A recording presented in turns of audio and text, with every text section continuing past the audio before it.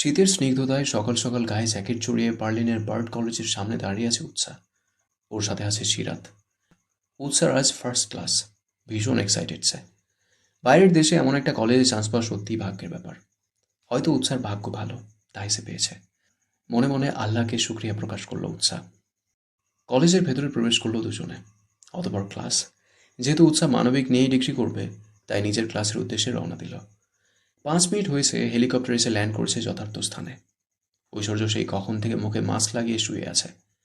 কেয়া ice cube এনে ওর মুখে দিয়ে দিল। ঐশ্বর্য হকচকিয়ে উঠে গেল। What the hell! জিশান আর কেয়া হেসে উঠল। ঐশ্বর্য বিরক্ত হয়। Just shut up! Zeeshan, ice cube দে। জিশান ঐশ্বর্যের হাতে বরফ তুলে দিতেই ঐশ্বর্য গাড়ির ভেতরে গিয়ে জিন্সের ভেতরে রেখে দেয়। আপাতত তার শান্তি চায়। ঐশ্বর্যের এহেন কাণ্ডে তম্বা খেয়ে গেল জিশান। শালা তুইও না! ছ্যা! ঐশ্বর্য চোখের উপর হাত রেখে নাক টেনে বলে, যা এখান থেকে, নাহলে তোর মুখেও বরফ দিয়ে দেবো। জিশান বলল, তুই পাক্কা মেয়েবাজ। রিয়েলি? জিশান দাঁত দেখালো। ঐশ্বর্য বলল, মেয়েরা জাস্ট ইউজ করার জন্য, like a dress or tissues. আর কেয়া? জিশান ফ্যাল করে তাকিয়ে জিজ্ঞেস করে। ঐশ্বর্য ছ উচ্চারণ করে বলল, she is my friend. But she is a girl. So what? আমি কখনো দেখিনি কেয়াকে বাজে কিছু করতে। ওর মধ্যে এমন খারাপ কোনো কিছু নেই। হয়তো ফ্লার্টিং করে, কিন্তু ওর মন খারাপ না। জিশান বেশ মজা নিয়ে বলে, তাহলে কেয়াকে বিয়ে কর। বিয়ে? My food! বিয়ে নামক কোনো শব্দ ডিকশনারিতে নেই। জিশান পকেটে হাত গুজে বলে, কিন্তু আমি তোকে বিয়ে দিয়েই ছাড়বো। একমাত্র ভাবি ছাড়া কেউই তোকে ভালো করতে পারবে না। সেমলেস একটা। ঐশ্বর্য গুরুত্ব দিল না। বেচারি কেয়া এসে ঐশ্বর্যের পায়ের কাছে বসল। ব্রো, একটা পার্টি করি চল।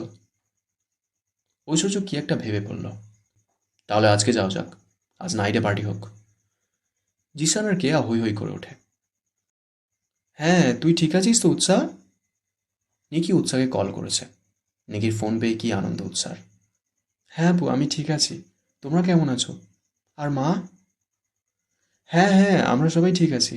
তুই কিন্তু নিজের খেয়াল রাখিস। হ্যাঁ আপু, অবশ্যই। আর শোন, মেয়ের খোঁজ পেলে আমাকে জানাতে ভুলবি না। আচ্ছা আপু। ফোন রেখে রুমের দিকে রওনা দেয় নিকি। হঠাৎ আফসানা পাটোয়ারি বলল, নিকি, তুমি একটু বেশি চিন্তা করছো না উৎসাকে নিয়ে? নিকি ফোঁস করে শ্বাস টেনে নেয়। পিছন ফিরে তাকালো সে।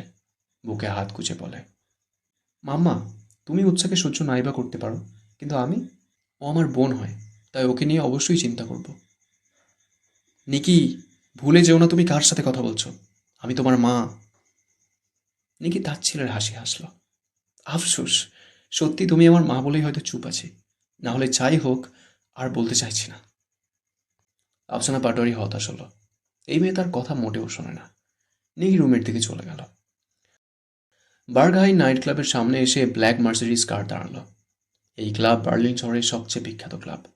এই ক্লাবে ঢুকতে মিনিমাম কেউ কেউ 3 ঘন্টারও বেশি দাঁড়িয়ে থাকে। ঐশ্বর্য আর ওর ফ্রেন্ডরা ক্লাবের সামনে আসে।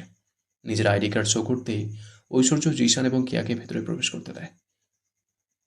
আপু, আপনি রোজ রোজ কোথায় যান? হোস্টেলের একটি মেয়ে রোজ সন্ধ্যায় নিজের কাজে যায়। মেয়েটি কায়রা। 3 বছর ধরে এই শহরে আছে। এই হোস্টেলের অনেক মেয়েকেই সে নিজের কাজে লাগিয়েছে। কিছুদিন আগেই শুনেছে হোস্টেলে নতুন একটা মেয়ে এসেছে। হু আর ইউ? কায়রা প্রশ্ন করে উৎসাকে। উৎসা অধরে হাসি ঝুলিয়ে বলল, হাই, আমি উৎসা, মানে আমুৎসা। বাংলাতে বলতে পারো, আমি বাংলা জানি। উৎসা কায়রার কথা শুনে স্বস্তি পেল। বললে না তুমি রোজ কোথায় যাও? আর গার্ড তোমাকে সন্ধ্যায় বাইরে অ্যালাউ করে? কায়রা বাঁকা হাসল। সে যে কোথায় যায় সেটা গার্ড ভালোভাবেই জানে। কায়রা উৎসাকে ভালোভাবে পরখ করে নেয়। মেয়েটা দেখতে বেশ সুন্দর।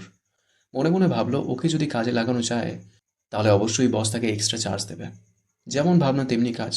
কায়রা উৎসাকে বলে, অ্যাকচুয়ালি আমি একটা জব করি, বলতে পারো পার্ট টাইম জব, তাই যেতে হয়। উৎসা বেশ উৎগ্রীব হয়ে জিজ্ঞেস করে, জব? কায়রা ছোট ছোট চোখ করে বলে, yes, any problem? No no. Kaira অপেক্ষা করলো না, হাঁটতে লাগলো। উৎসা ভাবলো সেও যদি একটা পার্ট টাইম জব করে তাহলে খুব ভালো হবে। কায়রা অপেক্ষা করছে কখন উৎসা তাকে ফের ডাকবে। তার ভাবনা সত্যি করে উৎসা দৌড়ে ওর সামনে চলে এলো। আপু, can you help me please? Kaira হাসল, অবশ্যই তা অগোচরে। ইয়েস, আইল ট্রাই।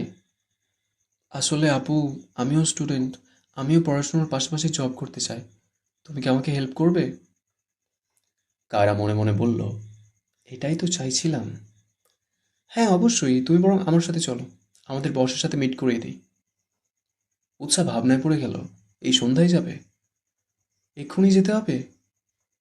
হ্যাঁ, তুমি বরং তাড়াতাড়ি তৈরি হয়ে নাও, আর অবশ্যই ভালো ড্রেস পরবে। উৎসা অবাক হয়, office get up? No way, এখন তো বসের সাথে দেখা করবে, অফিস যখন যাবে তখন নয় তেমন ভাবেছ। উৎসা হ্যাঁ সূচক মাথা নাড়ল। বার্গহাইন ক্লাবের সামনে দাঁড়িয়ে আছে উৎসা, পরনে তার রেড গাউন, কেমন একটা হাঁসফাঁস লাগছে তার। কায়রা এই ড্রেস পরতে বলেছে উৎসাকে। উৎসার কেমন একটা লাগছে, মনেই হচ্ছে না এখানে অফিসের কোনো কথা হবে। সবচেয়ে আশ্চর্যের বিষয় হলো, কায়রা এখানে আসার পর রেস্টরুমে গিয়ে ড্রেস চেঞ্জ করে খুবই পাতলা এবং ছোট মিনি স্কার্ট পরেছে। Let's go. আপু, এখানে তো অনেক লোকজন, এখানে আমার যাওয়া কি ঠিক হবে? কায়রা উৎসার কথায় বেশ বিরক্ত হয়। এই মেয়েটা অতিরিক্ত প্রশ্ন করে। দেখো উৎসা, স্যার ভেতরেই আছেন, আর তোমাকে অবশ্যই ভেতরে যেতে হবে। নিশ্চয়ই উনি তোমার সাথে বাইরে এসে দেখা করবেন না? উৎসার আর কোনো কথাই শুনল না কায়রা। উৎসাকে নিয়ে ভেতরে প্রবেশ করল। খুব জোরে সাউন্ড বক্সে গান বাজছে ক্লাবের। কেউ কেউ কাপল ডান্স করছে, কেউ বা নিজেদের মধ্যে ক্লোজ হচ্ছে। উৎসাকে স্টেজের মাঝখানে দাঁড় করিয়ে দিল কায়রা। ঐশ্বর্য ব্রিটিশ একটা মেয়ের সাথে ডেসপারেটলি ক্লোজ হওয়ার চেষ্টা করছে। হঠাৎ করেই হোস্টার বলল, ladies and gentleman, welcome to Berghain club. Today we have both a surprise for you, so please draw your attention to the stage. সবাই স্টেজের দিকে তাকাতে এক কৃত্রিম আলো এসে উপরে পড়ল উৎসার। লাইটের আলোয় পরনের লাল গাউন জল করে উঠল। উৎসার চোখ মুখ খিঁচিয়ে বন্ধ করে নেয়। ঐশ্বর্য বেখেয়ালিভাবে তাকায় উৎসার দিকে। ঠোঁট কিঞ্চিত ফাঁক হয়ে গেল তার। উৎসা পিট চোখ করে তাকালো আশেপাশে। এত এত মানুষকে দেখে তার ভয় করছে খুব। আশেপাশে এলোমেলো দৃষ্টি ফেলছে সে। জিশান আর কেয়া উৎসাকে দেখে হা হয়ে গেল। কায়রা বলল, if the lucky man want to spend the night with this beautiful girl private tonight, then drop the money.